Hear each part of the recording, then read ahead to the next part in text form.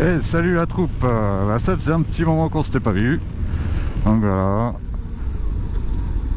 Il fait beau, on va faire un petit tour et c'est l'occasion de vous présenter la mémère que j'ai entre les pattes. Donc vous allez me dire encore une moto. Bah ouais. Il y a encore eu du changement. Ça, je vous expliquerai ça plus tard. Bon, il y a un peu de vent, mais normalement vous devriez pas trop l'entendre. Je m'entends à peine parler. Bon.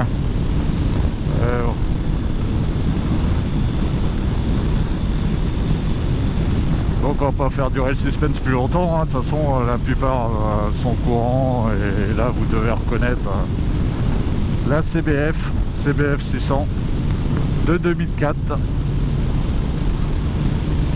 Une mémère encore mais qui roule parfaitement.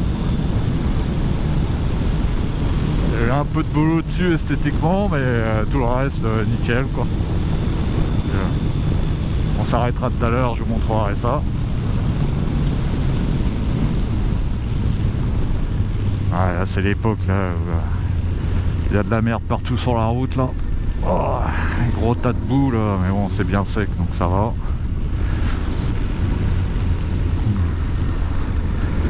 Donc bah oui, enfin voilà, je suis obligé de l'annoncer, hein. Lulu n'est plus dans le garage. Lulu nous a quittés. Ça a été un choix réfléchi et j'y ai longuement réfléchi, hein. Mais enfin voilà, il y a eu plusieurs raisons qui ont fait que bah, j'ai pas voulu la garder.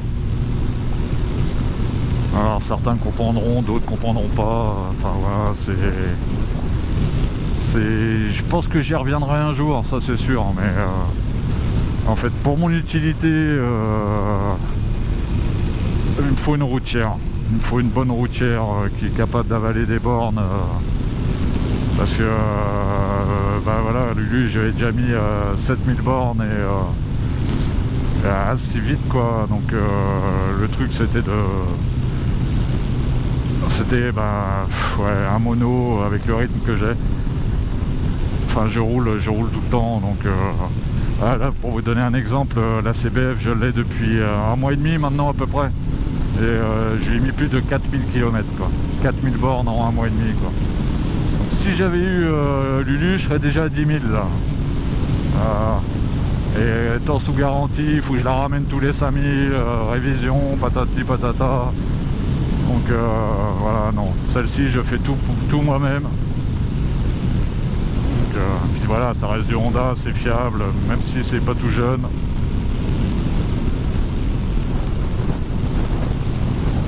C'est ce qu'il me fallait.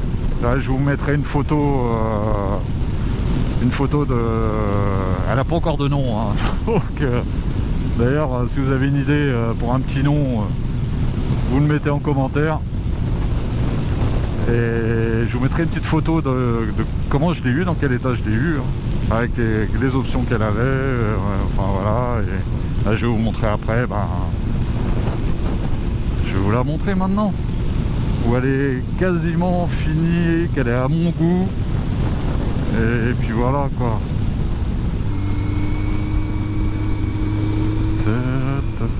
On va aller voir par là.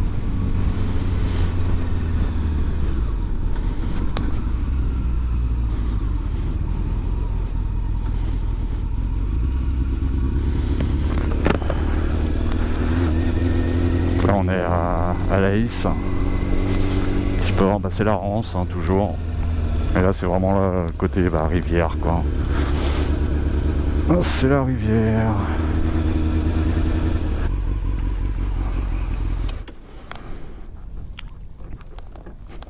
Tac. Ouais, j'ai déjà la bulle, j'ai déjà fait un génocide en si peu de temps. Donc voilà la mémère.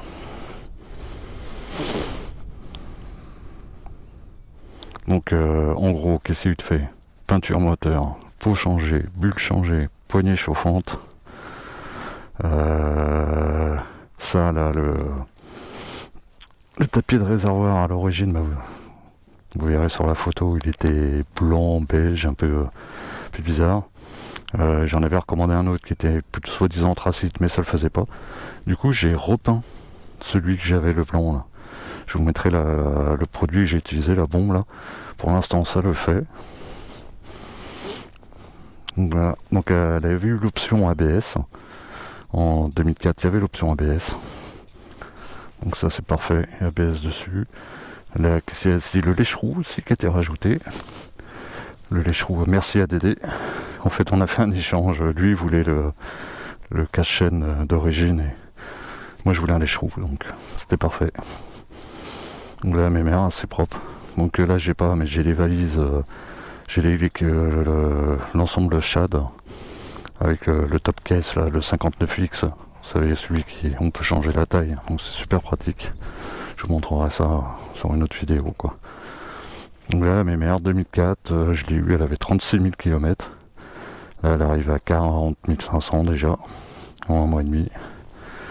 Donc, j'en suis super content, quoi. J'adore cette meule. Je l'adore.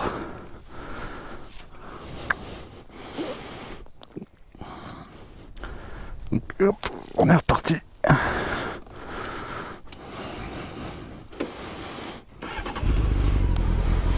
Donc l'échappement, j'ai changé par rapport à... Bon bah l'origine était vraiment feutré de chez feutré, on l'entendait vraiment pas du tout. Comme c'est un moteur qui siffle, au début ça faisait comme s'il y avait un turbo en fait. Je n'entendais que le bruit du moteur là. Et bah du coup le pot, j'ai pris un Delkevich, hein. C'est ce que j'ai mis sur la Varadero de ma femme et ce que j'avais avant aussi à l'époque sur ma Vara, j'en étais content. Donc ça sert à rien d'aller payer 700 balles un Acra. Enfin voilà, puis je voulais pas faire du bruit quoi, juste un tout petit peu, qu'on m'entende un peu plus. Donc ça c'est fait. Ça me casse pas les oreilles. J'ai eu le droit l'autre jour à un contrôle gendarmerie. Bon bien sûr j'ai la chicane, donc c'est passé sans problème. Je sais pas si on l'entendra sur le son de la vidéo, mais ça reste convenable et juste ce qu'il faut quoi.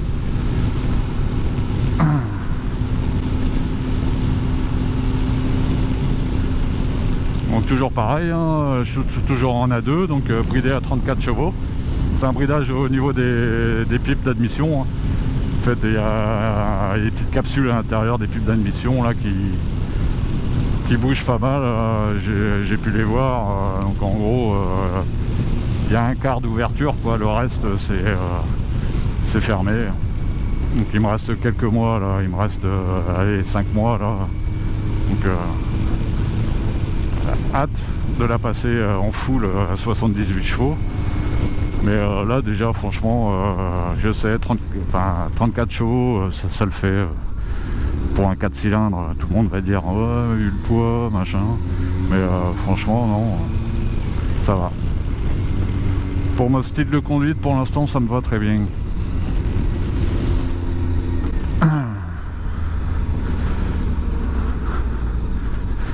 Donc voilà, bah, pour revenir à Lulu, voilà.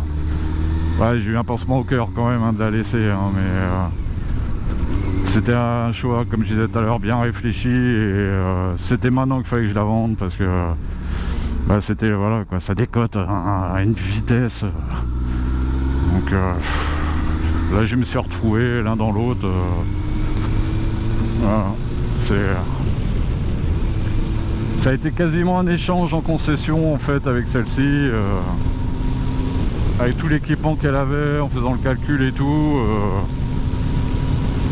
Bah, ça me semblait correct et parce que bon j'aurais pu une CBF comme ça, j'aurais pu en trouver une beaucoup moins chère entre particuliers quoi. Vous connaissez le principe, vous achetez en concession c'est plus cher. Mais là je me retrouve encore avec une garantie de 6 mois si jamais il y a un souci. Et avec le nombre de bandes que je vais lui mettre, s'il y a un souci je vais vite le savoir quoi. Donc ça rassure un peu quelque part et puis voilà quoi. je me suis pas embêté à vendre l'Himalayan et avoir les soucis de faire des essais, enfin voilà tout le truc. Donc, ça s'est fait comme ça et j'en suis content. Donc bah les chemins maintenant, bah c'est pas que la CBF que je fais des chemins, mais voilà, à l'origine j'avais acheté l'Himalayan pour ça. Et je me suis vite rendu compte que en fait les chemins, bah c'est pas fait spécialement pour moi. Moi en plus qu'il y a des problèmes de dos, bah voilà, je préfère voilà, en fait non, moi c'est pour l'instant je reste sur le bitume et voilà quoi. Puis le peu de chemin que j'ai fait à chaque fois avec l'Himalayan, j'avais tellement peur de la foutre par terre que que j'en profitais pas vraiment en fait quoi. Donc, ah, il y a un collègue derrière.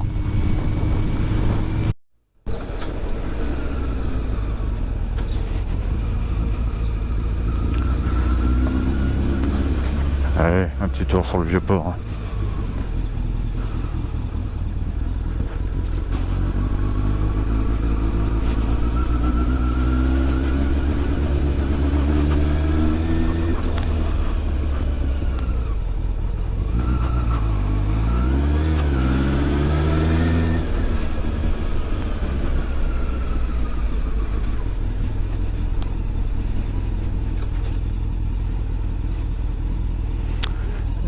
C'est les vacances, c'est du touriste.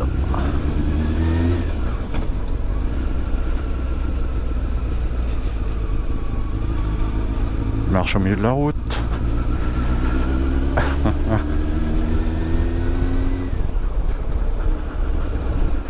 Alors ici avant on pouvait se garer là avec les motos, et puis bah maintenant voilà, il y a des petits panneaux partout, interdit aux motos, interdit aux motos.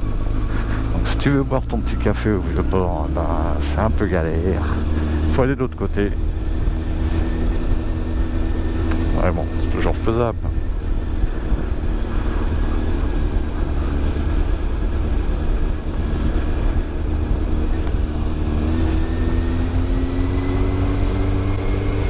Donc bah ouais, cette moto, enfin voilà, ça fait, ouais, j'ai eu mon permis en octobre,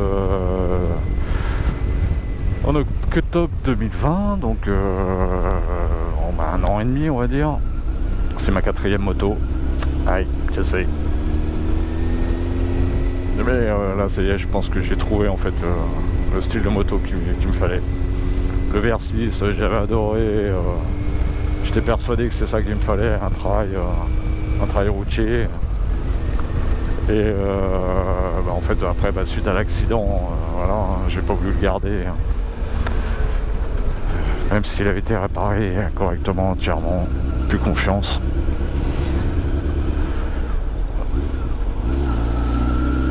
Après dans la suite, bah, il y a eu Lulu qui est arrivé. Après le ZR7. Alors le ZR7 il est vendu. Et ouais, j'ai un pote là qui passe le permis, bah, il passe la circuit dans 2 jours. Donc il me l'a acheté. Ça va être très bien pour qu'il se fasse la main avant de passer sur autre chose. Donc elle restera dans le coin, on continuera à la voir parce qu'on va pas mal rouler ensemble je pense. Et du coup après bah voilà, la CBF.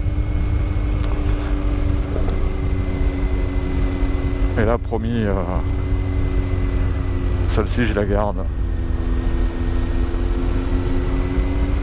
Ouais, j'ai fait j'ai fait faire, hein, c'est pas moi qui l'ai fait, la peinture du moteur. Trouvé un carrossier là, un passionné, un motard qui m'a fait du super travail pour pas cher du tout franchement. Donc vraiment super. Lui il était pas content de son boulot, donc il m'a fait payer encore moins cher. Mais enfin moi je trouvais ça très bien quoi. Mais bon, vu qu'il est maniaque, bah, c'est bien. Ça m'a fait faire des économies. Et puis voilà quoi.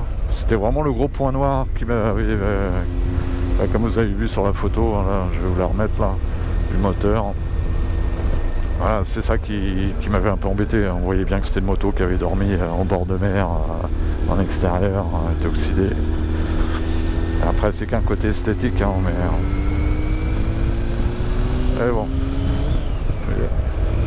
ça a été résolu facilement et rapidement.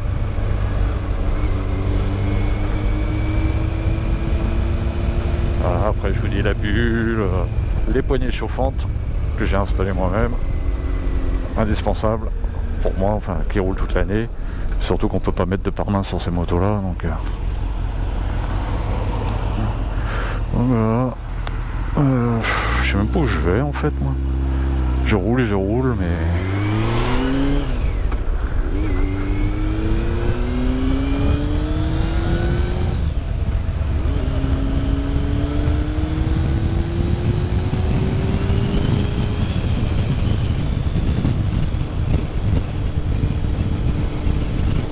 voilà, puis surtout bah c'est l'équipement quoi.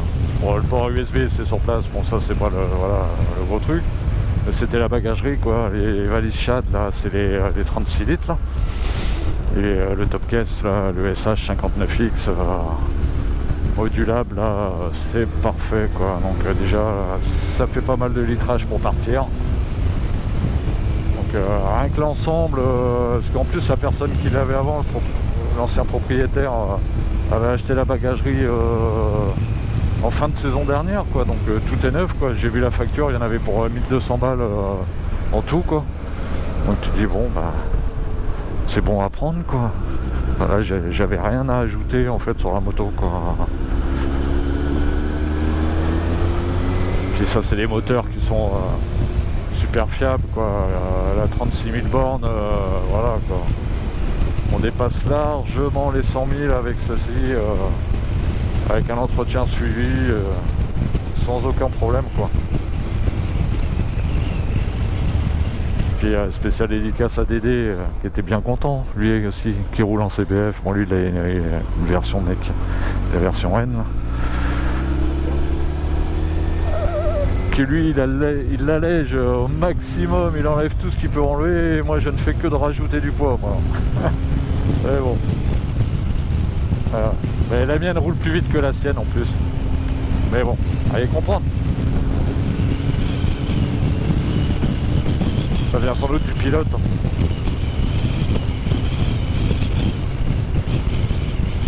J'ai quand même eu quelques soucis avec l'Himalayan. Donc souci du bras oscillant, j'avais le voyant moteur qui s'allumait assez régulièrement. Le bras oscillant avait été regressé, machin, et ça recommençait. Et après, voilà, ce qui m'embêtait un peu le plus, c'est dommage qu'on n'en voit pas encore plus que ça, mais enfin voilà, il n'y a pas de showroom, vraiment Royal Enfield ou avec des mécanos qui sont passionnés par ces motos et qui les connaissent et qui vous les bichonnent.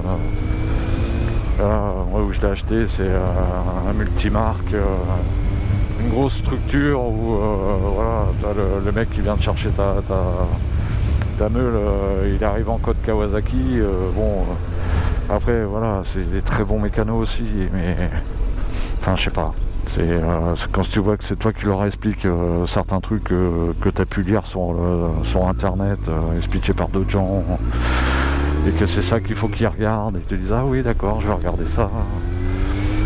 Bon, enfin bref,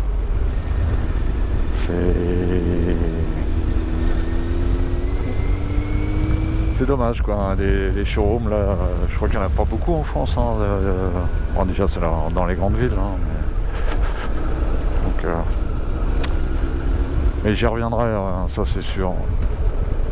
Pour l'instant je ne reprendrai pas une deuxième moto, je vais rester qu'avec celle-ci. Ce sera très bien.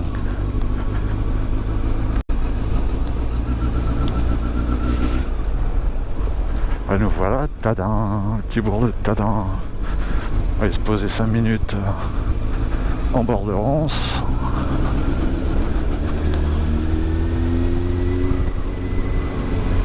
Donc moi qui avais vanté les mérites de l'Himalayan et tout, et je ne crache pas dessus, hein, loin de là. Mais voilà. C'est au début, je me disais la puissance, ça me suffit largement et tout, mais pour être honnête, je me suis fait 2-3 frayeurs sur des dépassements où voilà, tu te dis si c'est bon, je peux y aller tranquillou, et puis t'as le caisseux, l'automobiliste qui, pourquoi, comment, en fait accélère ou machin, et là t'es comme un couillon quoi, donc ça, on n'y peut rien, il y aura toujours des abrutis sur la route, hein, donc ça a un peu joué aussi sur mon choix.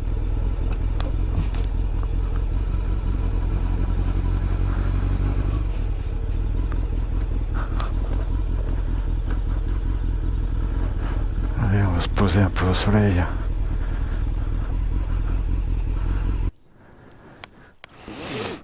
Donc ça, je suis assez content en fait. Enfin voilà, tu vois, là c'est un peu plus clair et tout. Je sais plus combien de couches j'ai fait, mais j'en ai fait. Et en fait, je m'attendais pas à un résultat comme ça, et surtout que ça tienne comme ça. J'ai pris la pluie avec et tout, et bon bah pour l'instant, écoute, ça fait le taf. Bon là on voit sous les coutures, parce qu'en fait, une fois qu'elle est installée, ça s'étire, et on voit un petit peu l'ancienne couleur, mais enfin moi je le vois parce que je le sais. Mais... enfin voilà quoi.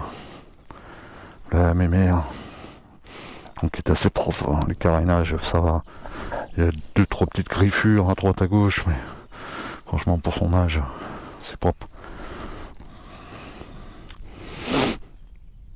Voilà, c'est bien le pont, comment on appelle ça, la prolongation de garde-boue là, que j'ai mis. Bon la ligne je l'avais refaite, faut que je la refasse encore là. De toute façon ça fait régulièrement. Ça fait un petit dégradé là entre le pot et ça fait un peu bizarre. Ouais. Mais bon. Bah, les pneus étaient quasiment neufs hein, quand je l'ai eu. Donc dessus c'est les Road 5. Hein. Donc voilà quoi. Puis ça va, en fait c'est les mêmes supports de valise que j'avais sur le VR6. Qui restent assez discrets quand les valises sont pas dessus. Hein. Donc voilà les loulous. Donc toujours la Rance. Bon bah, cet après-midi ça va être une bonne petite balade. On va en profiter. Ah, elle est belle cette moto. Oh oui elle est belle. Bon allez. Faites gaffe à vous, gros V à tous, et moi je vous dis à bientôt. Ciao ciao.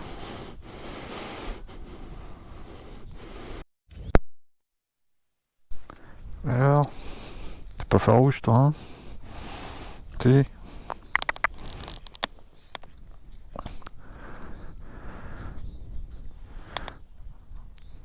y a le patron qui surveille.